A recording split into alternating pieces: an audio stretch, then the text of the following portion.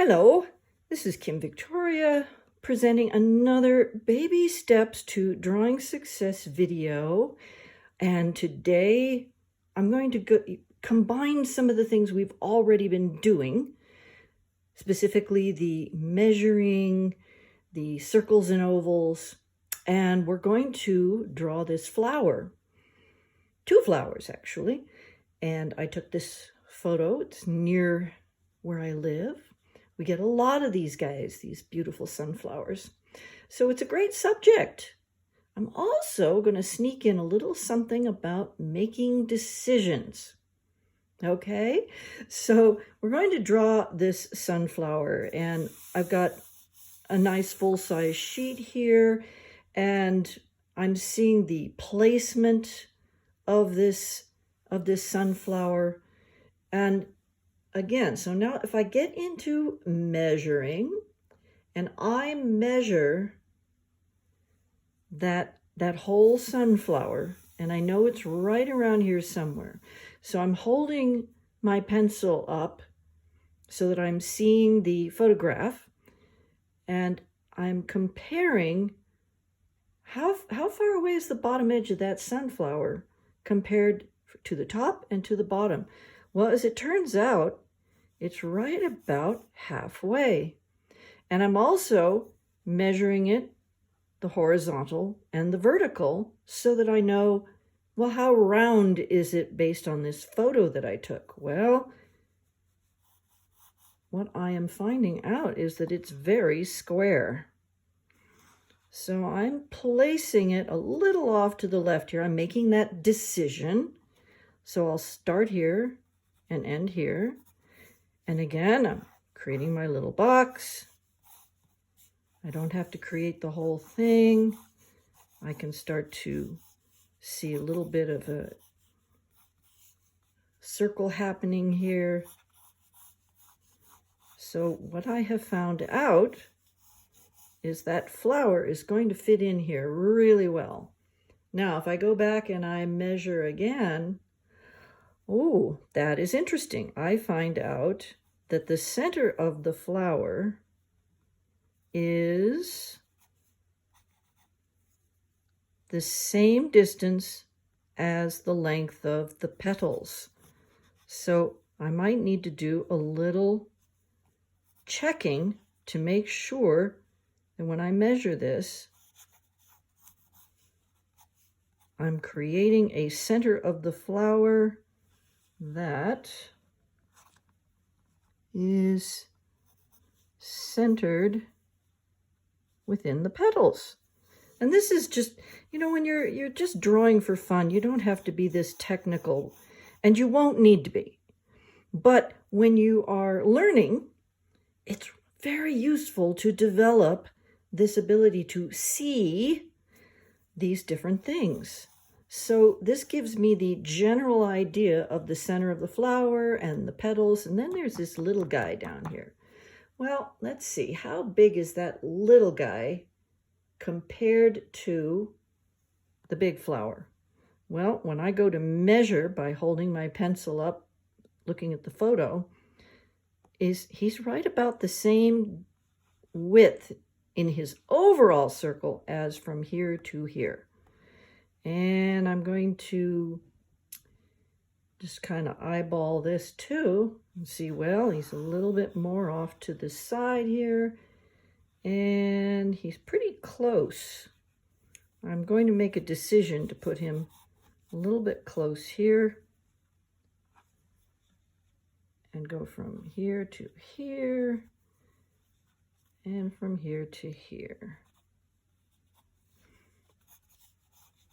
So there is that flower.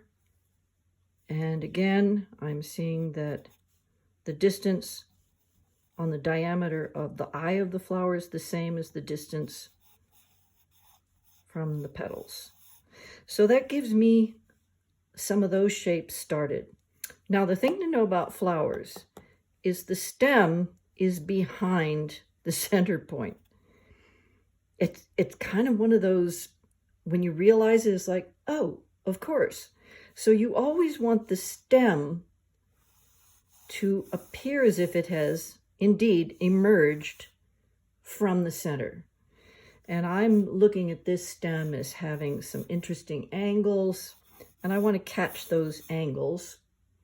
And this one too, I'm making the decision that I want to have a feeling of that flower coming out of the stem, and they're emanating from some point down here somewhere. Whether they're from the same plant or they're two different ones. But this is a great way to begin flower drawings. There's some kind of a leaf coming out here. There's, oh, I see the line of this leaf. It's kind of a triangle. So I'm starting to see these things, and I'm looking around for these things, and I made this decision to go ahead and put both of these flowers off to this side because that's what was in the photo, and I want you to see that. But I could just as easily have put this flower over here. And if I want to, I could add a third flower and have them all just facing me so that they're all circles. And that one could have a stem coming up there. So this is the foundation, and I hope you can see that really well. So I'm going to be really bold here and make sure that you're seeing that. So what I realized was the big circle is going to fit in this box, and the distance from here to here is the same as from here to here. Stems always come from the center of the flower.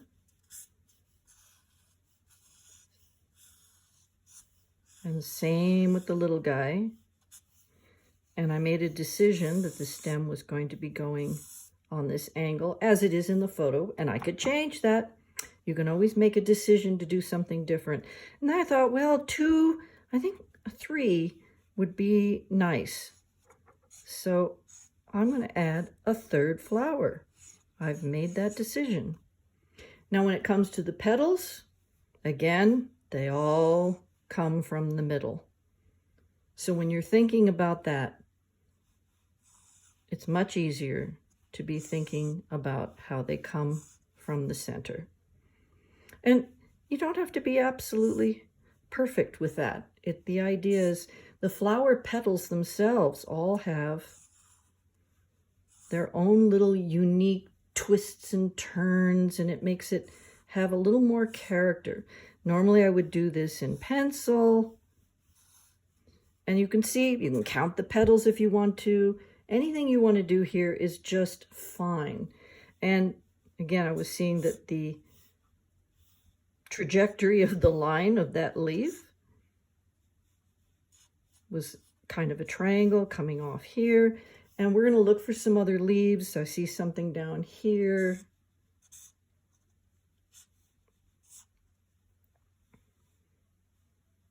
A little guy back there.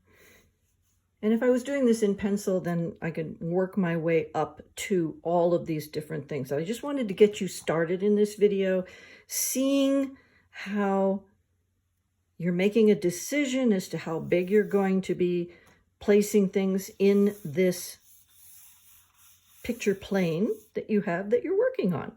And sometimes 3 feels better than just having 2. And it's a decision. We could have given this guy a little bit of an angle and had him looking into the picture more. We'll talk about these things as we go along. I might find another leaf shape from another photo so that I have something a little bigger in here. Maybe covers up a little bit of the stem, because they do have some pretty big leaves. So this will help you get started with seeing some of flower shapes, thinking about where the stems emanate from, and realizing what your distance is. And that's going to be different with every flower. Just practice seeing. We'll always go back to seeing, because you're training your eye to see things in a different way. It isn't just, oh, isn't that a beautiful yellow flower? And then you struggle with it a little bit. You have to start seeing it as a shape, as a flat plane. Oh my, there's just so much, and I don't want to get crazy here. So this is about just getting started with that measuring the circles, the ovals, and seeing flowers a little differently. Okay? And please comment down below. Let me know if this helped you at all, because you're going to apply this to everything you draw. Absolutely everything. It all comes together for you. All right. Yes. Let me know if this helped you. Let me know what your frustrations are. Where are you getting stuck in your drawing? And please all those normal YouTube things, and share with any friends that you think would benefit. All right. Thank you. That's all for now.